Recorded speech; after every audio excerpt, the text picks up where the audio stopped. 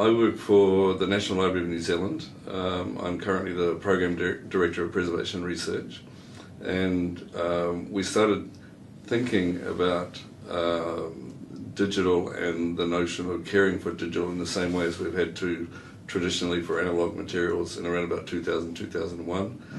It was really a very sort of undercover operation in some ways. We were looking at things like what sort of metadata would be required, how would you get it, how do you define what it is that you want to do, and so we published a preservation metadata schema in 2003, and then also in 2003 the legal deposit legislation in New Zealand was changed as part of the revision of the National Library of New Zealand Act, and that actually gave us the mandate to try and start doing actual real work in this space, rather than more think piece, I guess, activities that we've been doing previously.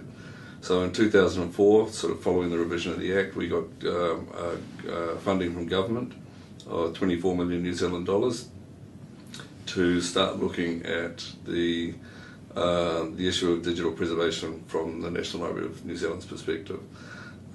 We then spent a couple of years developing, was probably about 18 months really, developing requirements, business requirements, functional requirements, non-functional requirements, to try and make sure that we actually understood what it was that we were doing.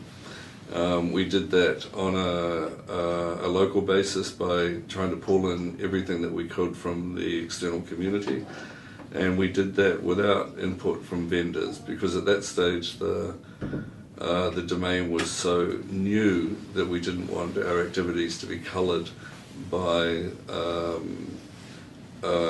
vendors' perceptions of what it is that we should and shouldn't be doing. So that was the genesis of it. We have a successful program at the library now. We came in on time and under budget, which is fantastic. And the result of our efforts, we had a commercial process. We work with a company called Eslibris, and we've developed a solution called Rosetta. So that was the beginnings.